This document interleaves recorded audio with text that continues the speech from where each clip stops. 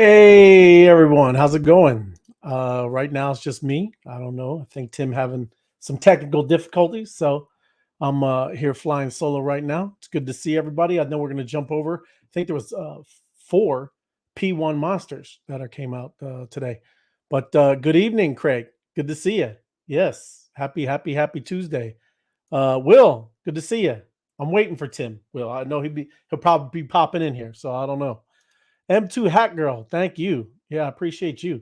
And good to see you all the time, everybody on Twitter and stuff like that. And Jason Golly, hello.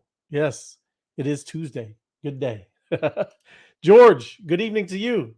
And yes, hope all is well. And yes, the whales are definitely coming. Ariel, how you doing, my friend? Good to see you, man.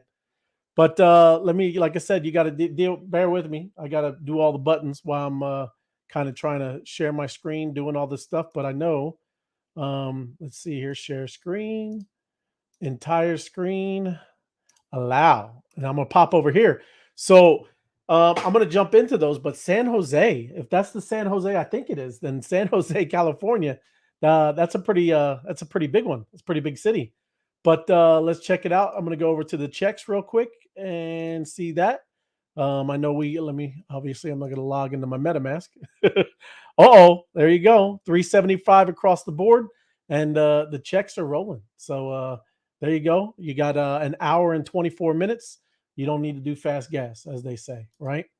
But you mean jumping into here? Let me just make a double window so I don't have to keep popping back and forth. And then open this up. San Jose, if that's it, I want to take a look. Open and new link. So Monster My City.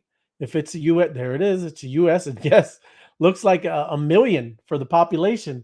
So I'm going to click here and see if that is by San Francisco, right? Let me see that, and I'm going to jump over to Google. Let me pop in there, and like I said, it's just me flying solo, so I gotta um, pop all these in here real quick. Google. Um, there we go. And pop this coordinates in here. Let's see. It looks like it. Let me zoom out a little bit here. Wow. I wonder who got that. Good for them. That's San Jose, California. Wow.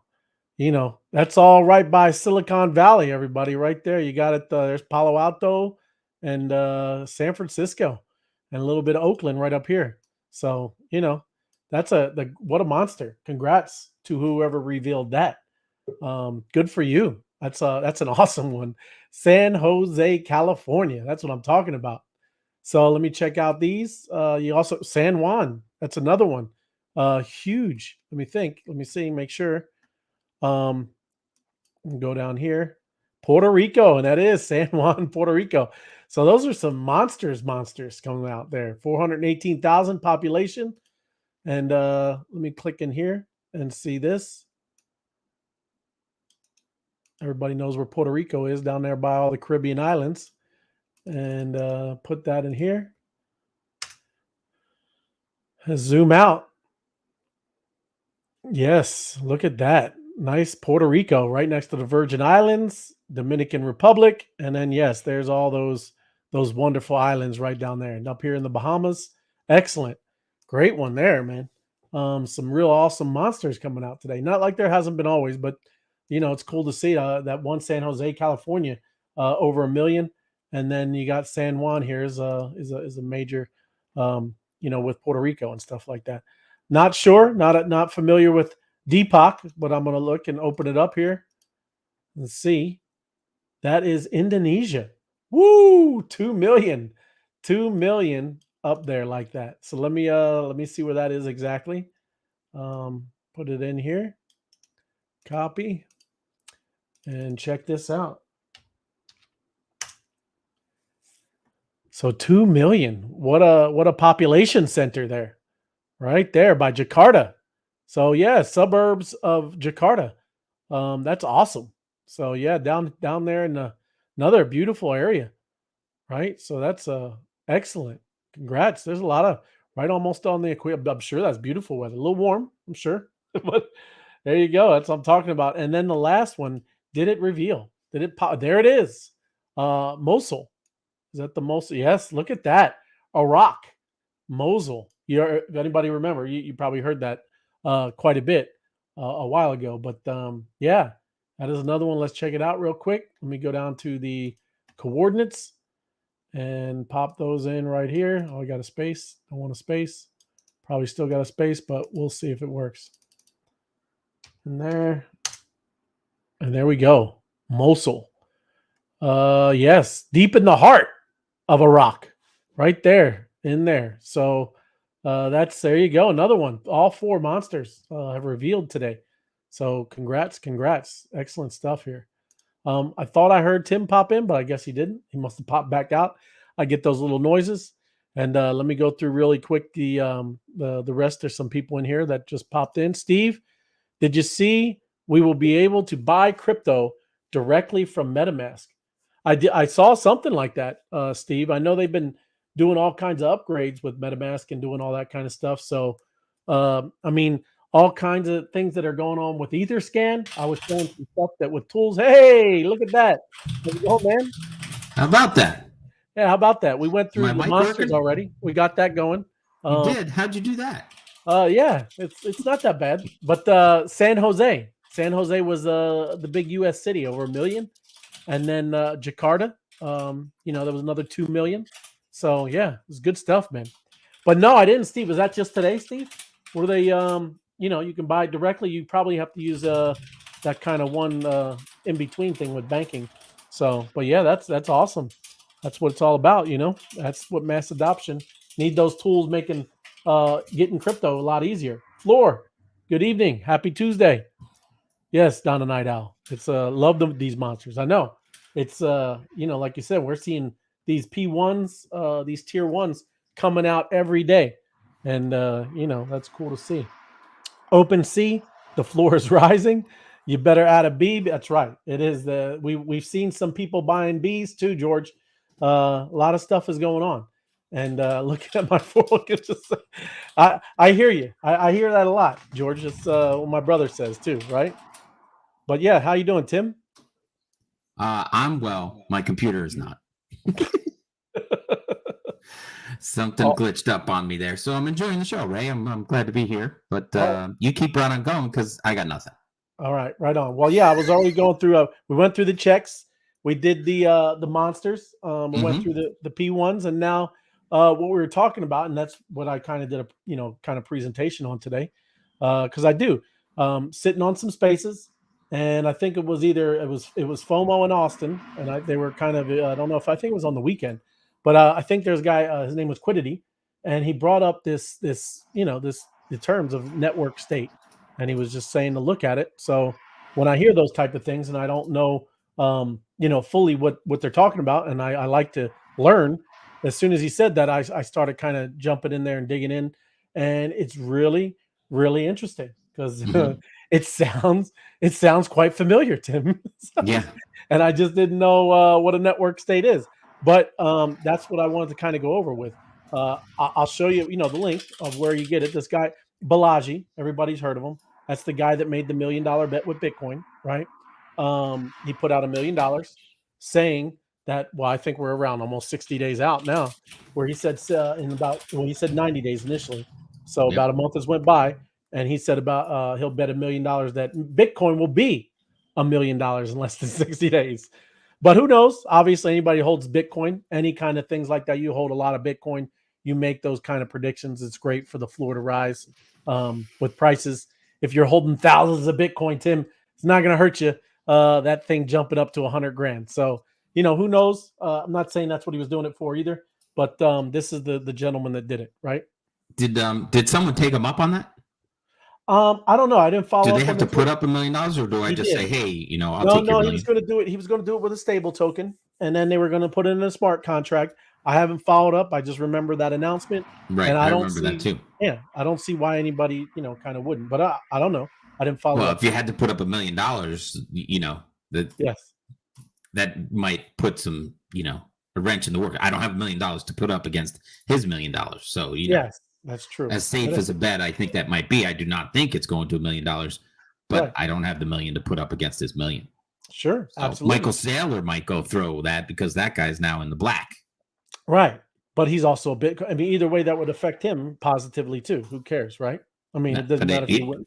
But if it doesn't go to $1 million, he gets to buy another 5 Bitcoin.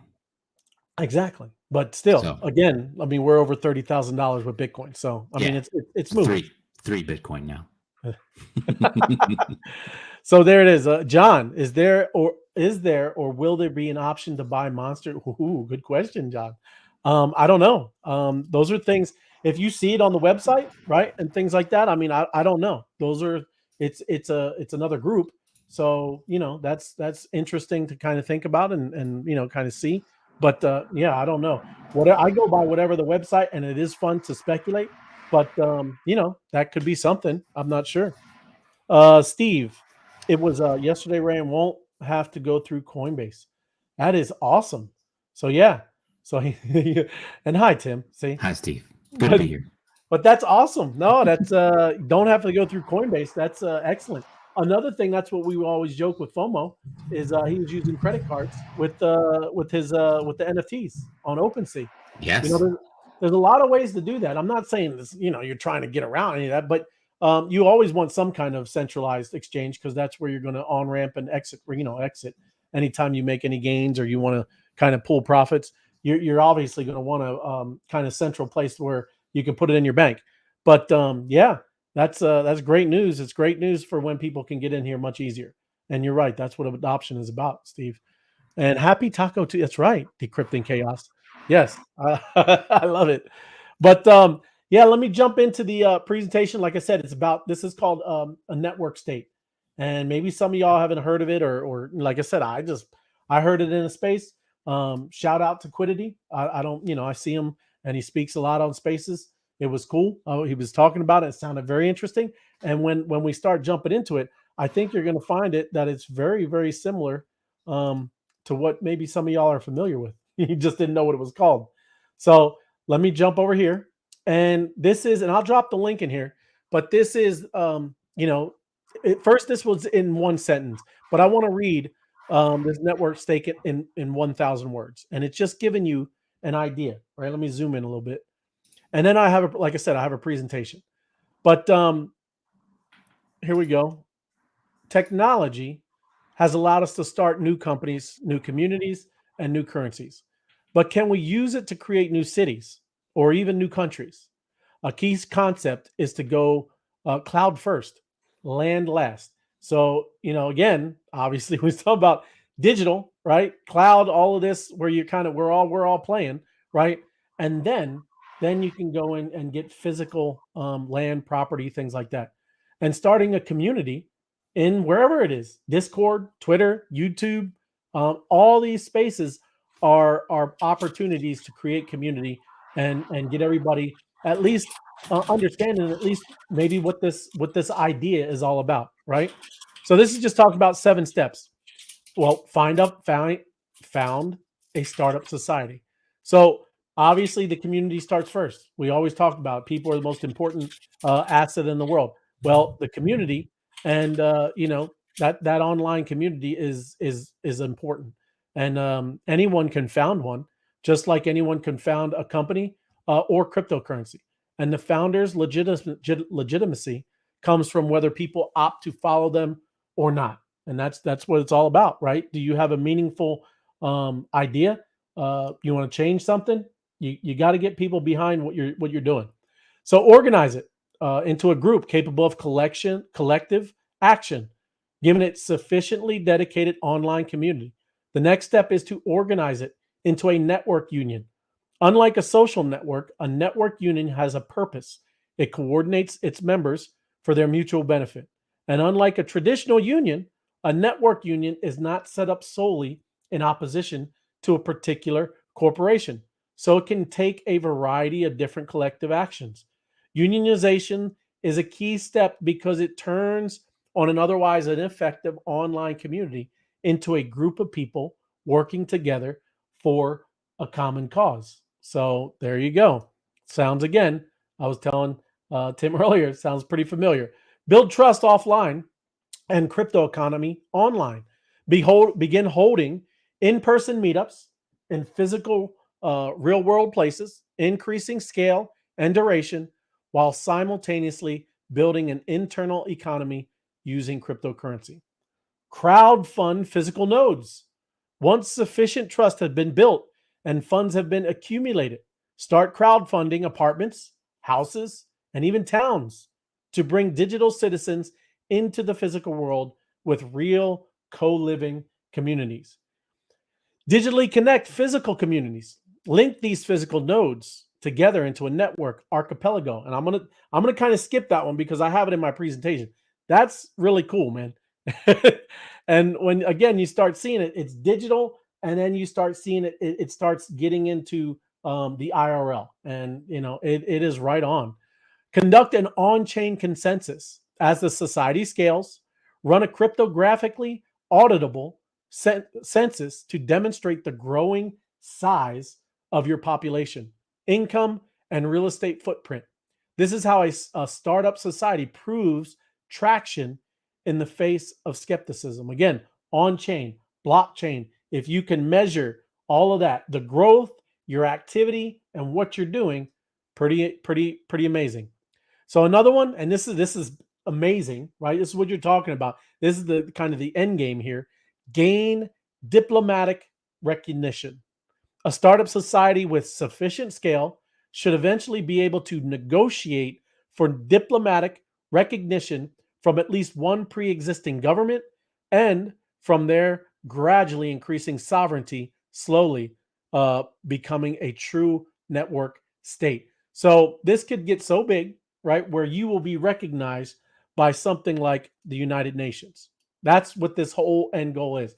And the beautiful thing, and I'm going to pop up the little presentation I did that we were, when we do some educational things, I'll throw it up. But that's, kind of way out there, right? Who knows where that, how long something like that takes, but it's definitely possible. Think of treasuries growing where you have so much capital, the actual amount of people in your network. Those are what countries are all made of. It doesn't mean you have to have a physical a place, but in this thing, there's also places. What's cool is it's also dispersed. You have people in California, some people in Puerto Rico, down South America, over in Japan. You have some people in Australia, China, Europe. It doesn't matter. So it's just like I said, it's very interesting. Let me see if I can pull this up here. This is so I didn't forget it. This is the little presentation here, because I just wanted to go into some of the terms, right? We kind of just glossed over that, but I wanted to go in some of the terms actually, right? Because for me, it's new, so I'm very interested in what this means. So, network state concept. What is all this about, right? So, let me go down here. Next one, the social network, right? And all of us, we're all used to that. You're used to social media, all that kind of stuff. But all of that is what? Mark Zuckerberg, that's centralized. He owns that. There is no social Web3 network yet. Twitter, that's Elon Musk. Maybe he's moving it towards that way. Who knows? But social networks can be seen as a manifestation. Oh, let me hit this here first. As a go ahead, man. That when you mentioned Zuckerberg, that I think they said if Facebook was a country, it'd be like third on the list with the 2 billion people involved there, and the GDP of it also, helps it rank. So a lot of people look at it like, that's kind of a power that he has, that he can reach out to billions of people in one press of a button. Yeah, it is. Message everybody, and then the amount of money that he makes. I forget how much he made just from selling the blue check marks last week, but it was astronomical, millions of dollars. Right. Selling a blue check mark. Exactly. After, what was it, 3 months ago, they laughed at Elon Musk for doing the blue check marks, and Zuckerberg was like, "Hey, if they're going to pay for check marks, we might as well make them." Exactly. Well, I mean, you're using that, right? But the other thing, when everybody first came on, they were using all the, obviously, the data. Everybody was giving them all the information, because that's huge too. But yes, why not? But that's what Web 2 is. I mean, that's kind of the whole idea. But now you start moving into this Web 3, and this is what he's talking about, is Now this is a kind of a network state of all kinds of people all around the world, and it could be held together through social network, right? But it's a voluntary association, so which holds that individuals should be free to associate with others based on their own preferences and without interference from the state or other entities. You should be able to do what you feel, as long as it's obviously you're not hurting people and causing harm and stuff. You should be able to do that, right? In the context of what we were just reading with Balaji's writing, social networks have the potential to become powerful organization tools for individuals and communities that shares values, as they allow people to connect and collaborate with others who share their beliefs and goals. By leveraging the power of social networks, you can potentially build decentralized, bottom up networks that challenge the existing power structures and institutions of the state. At the same time, however, it's important to recognize that social networks can also be used to reinforce existing power. So there's a fine line, right? That's what we were just talking about with Mark Zuckerberg or with Elon Musk. Some people don't like the way that Twitter is moving, right? So it is all based off of him. He's the boss. He's the guy in charge. So in some of these other networks, at least it would be more of a kind of a dispersed power, right? And the cool thing, and I'll go further in some of these more of these slides, is that you are free to come and go, right? Nobody's locked down and you have to be in this, right? That's the beauty of all this stuff. You can come and go. Maybe you join a different network state, right? Maybe you have a different, like 3 different network states where we talk about, like with DAOs.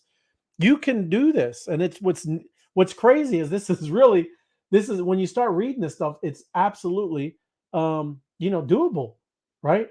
So national We've also conscious. talked Go ahead, man. about Yeah, before. We talked about dual citizenship. You know, yeah, we talked about where would we be if we had the choice to go, somewhere and get dual citizenship? Where would we go? My son has talked about it too. Wants to travel, and he's like, "Oh, I could become a citizen over here and whatever, and still keep your American citizenship."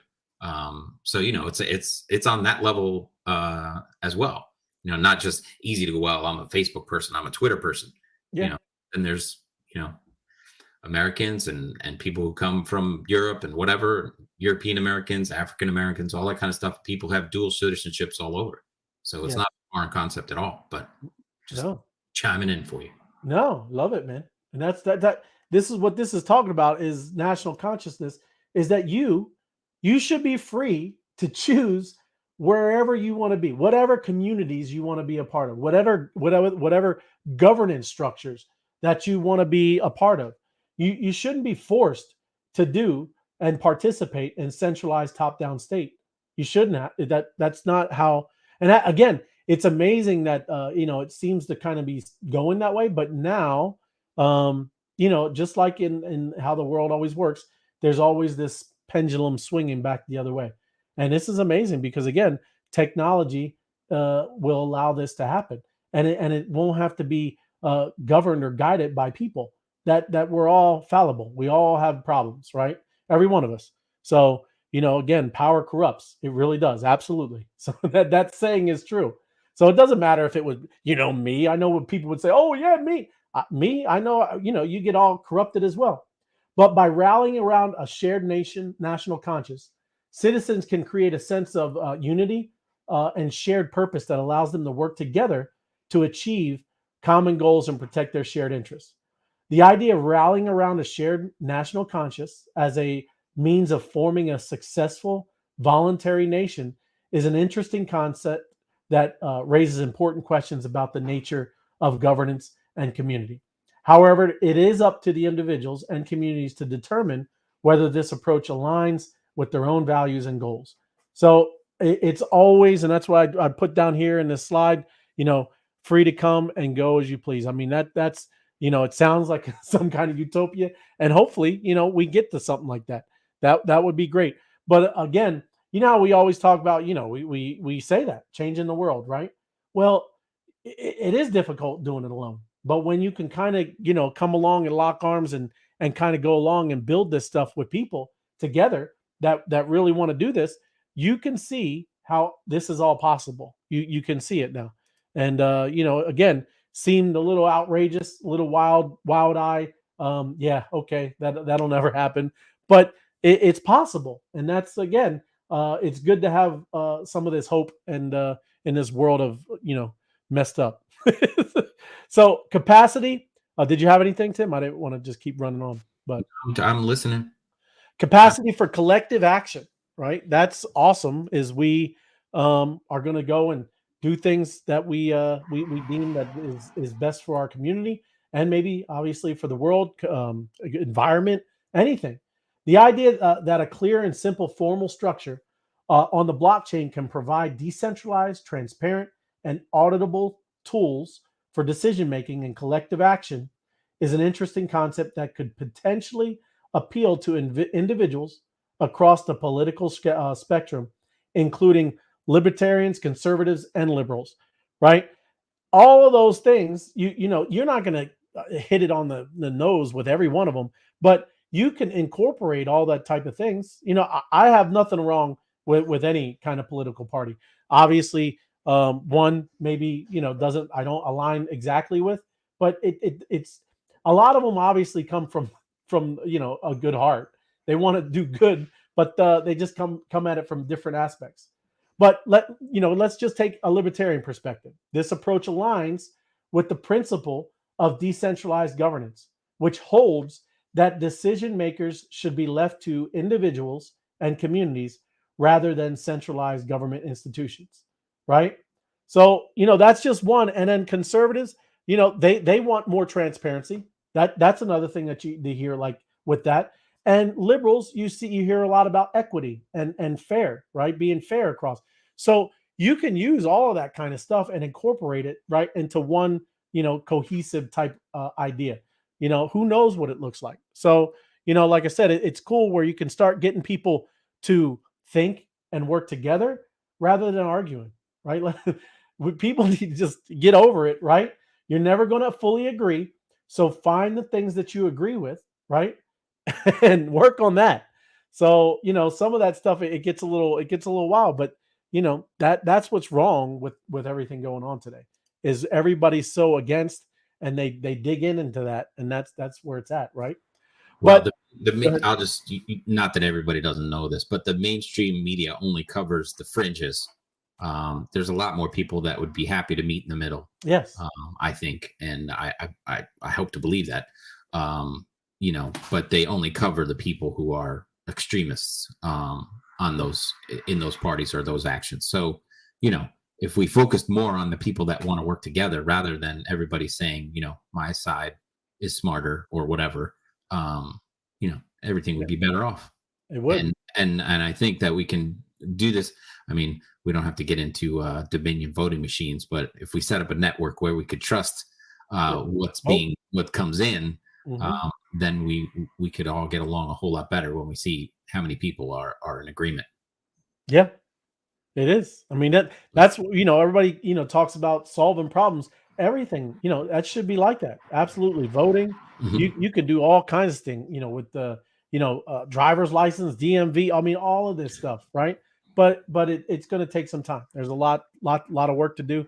But the fourth point here is, and we're all used to this, integrated cryptocurrency and blockchain, right? That's what's going to keep it all transparent. That's what's going to have give it a monetary system, right? Where that's what any kind of sovereign nation needs. It needs that. So it's either the military or their capital and the finances. That's what kind of makes countries strong and recognized. Absolutely, right.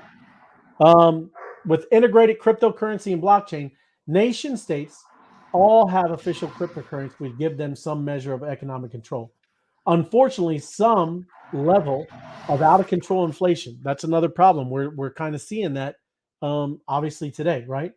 Citizens of a network state can benefit from having their own recognized and valuable currency with an auditable supply and transparent policies under citizens' control, under the people who are a part of this system, right?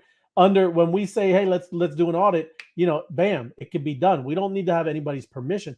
And that's where everything gets backwards. That's what happens with government, this top down stuff. You know, they get so like that we're serving them when it's all flipped and backwards. And I know everybody knows this stuff, but that's the problem. And that's what's got twisted again. And you can't really maintain sovereignty if another country controls your money, right?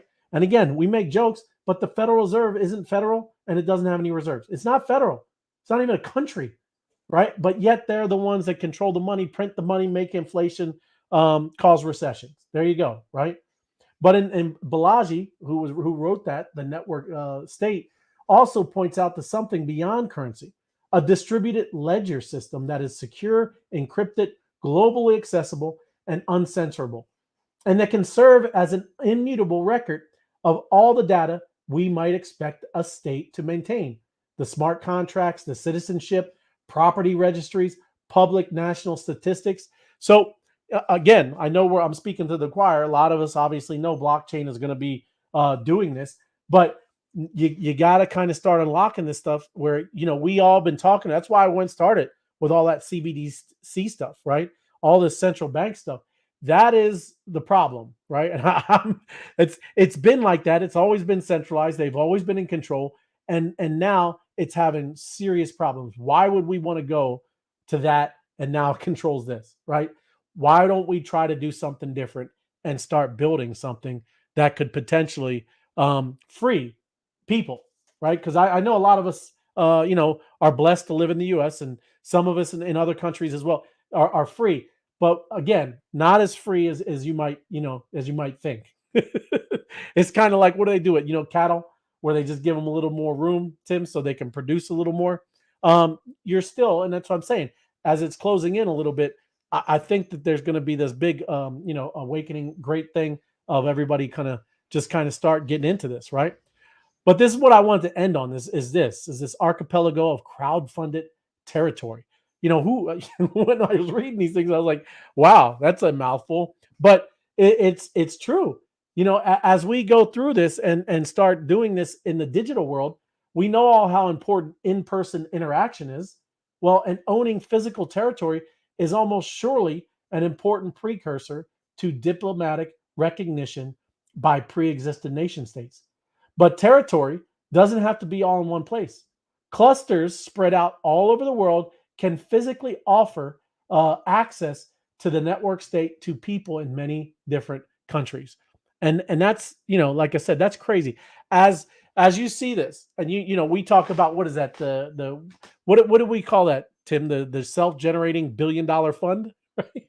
Well, right? I'm just saying, with the bees and that treasury, right? It's go ahead. The sound effects driving by, so I myself muted. But yes, quantum, yes, quantum economic, yeah, quantum circular quantum economic, yes, yeah, I got it. But it doesn't matter. All I'm saying is that treasury, right? There's the capital, right? Over a group that has a purpose. Our purpose is help the unbanked, right? And kind of do all this, and that's kind of, I mean, that's kind of, I would think, our main thing. Of course, we talk about Web3 VCs and doing all that kind of stuff like that, but investing in more of people who are similar mind, similar purpose, and like I said, all the kind of people that we've been, I guess, gathering around in the different communities we've been about, right? But that's really interesting, man. You would start literally buying up territories, whether it's in Puerto Rico and U.S., South America, El Salvador, right? Some stuff down there, hanging out with President Bukele. But think about that. Well, Ray, they were saying pretty soon, and you know, you've probably seen it on the internet, but that there's going to be cruise ships big enough to set sail for months at a time, and all those people on it will be like citizens of that cruise ship, right? So then you could sail around, go wherever you want, living off that ship and all that kind of stuff. And if there's a, you know, that society that holds enough to sustain themselves, they could be their own, you know, floating nation, right? You know, just like what you're saying. So, you know, you don't even have to be attached to the ground, like you're pointing out. But, you know, it could be a floating nation. Sure, I know. But then think about, like I said, of people owning all over, right? There is no really any borders. You're connected through digitally, but you have all these people who have done probably very well, right? Because you're a part of this idea as it's growing and kind of becoming very attractive to people. And then, like you said, you have this treasury and all this stuff where and you brought up Facebook. What is Facebook? It's like 750 billion. It's almost a trillion, right? People? No, dollars. No, dollar. Oh, the value. Yeah. So I mean, I'm not saying, just saying, think about that, right? But as a group of this thing, of this community, you got all these people and doing this. I mean, California, I think, is only like what 50 billion, and they say that state is like one of the largest countries, right? That's bigger than most countries. Yeah. It's crazy what you're kind of doing, because countries would recognize. You can see where the diplomacy would start coming I in. think we didn't use that map. I saw a map the other day that like the average country size of there's 190 countries in the world. Let's say the average country size is less than 15 million people. Right. America's huge, just absolute gigantic. And there's only like the top 5 have, hundreds of millions like that. Everybody else, 10, 15, 25 million people. That's it. Yep. So, it doesn't take a lot. Doesn't take a lot at all. No. But yeah, just the collective group and everybody kind of being on the same page. And the other thing, like I said, is if there was a few of them, you got like 7, 8, whatever, different of these groups, you're not stuck. If something, and that's what it's all about. If people are coming and are attracted to what you're doing, you're going to grow. If they're not, right, you're not. You're gonna shrink and you'll become nothing. So there's a lot of benefit, right? Let's talk about a little country, El Salvador. El Salvador, whose guy is looking like a champ right now. He is, because Bitcoin, toppled 30,000 again, and he's going to look like their savior. And he's cutting deals, making laws that anybody working with or doing anything with Bitcoin or cryptocurrency, is going to get discounts and everything. Like, he's going to attract a lot of people that want to live there and work there. And a lot of other smaller countries, like I said, I don't know the exact number, but I don't think he has 100 million people that live in his country. I mean, it's going to be small again. But those little countries, if they get together and start, acting like network states, just like we're talking about, they become very, very powerful and influential. With their statements. So this is a great leveling the playing field. And you can see Bitcoin has done a lot of it. Their community is strong. Anybody has big bags of Bitcoin, right? But it's affecting, like you just said, it's now a currency in a country, right? They said no, thank you IMF, no, thank you US dollars, and that is just a cryptocurrency on a block with its own blockchain. And again, imagine if it was this community, because Bitcoin community is those are maximalists and they love that, they're all about it. But that's you can see it, and it's crazy, man. So I'm glad that guy brought it up. Thanks, Quiddity. So I know you know this, those spaces you're on talking about it all the time, but that was pretty cool. And there it is, old Santizi that was on his space in Austin. Yes, thank you, Matt. Yeah, I brought that up before. A couple of people in here. And then George asking me if there's going to be another jury. Maybe we'll have to spark that up in the mornings to look at the monster reveals and see what else is going on. Good evening, Susan. Good to see you. Yes. Yeah, right on. So good deal. Just like you were saying, right? One piece in there was, the network state of real estate and people coming together and doing that. Tomorrow night, I'm going to talk about the tokenization of real estate and buying fractions of real estate. I know we talked about that. A couple houses being sold across the country, all by one token, but there's a big thing where they're fractionalizing, buying real estate, it's selling tokens of pieces of it. So generating money, just like we had talked in the past about the guys that tried to buy a copy of the Declaration of Independence. They're going to be starting doing that with real estate. So we'll go over that tomorrow night. That'll be cool. Yeah, exactly. It is. It's going to be. And I like my crypto adventure. That's right. Network stakes in a power law world. That's right. That is it's crazy, right? Well, pretty soon we go. It's not parallel anymore. It's going to be intertwined. It is, You and know? what you start, off, right? You're Mhm. in the cloud, in the network, in the web, and then then you start kind of planting your flags, Tim. You start Yeah. That's awesome. So I love it. Cool Very stuff. cool. Righto. All right. We'll leave it right there. So we'll be back tomorrow night, 8 p.m. I'll try and be earlier this time and warm up my computer before the start of the show. There you go. But yeah, we'll have a good time then. And I'll take it over with tokenized real estate. We'll have some fun with it. Right on. Sounds good. Thanks everybody. Very Give us a good. like and share it, and hit it up for us. Thank you. Good stuff. See you then. Yep.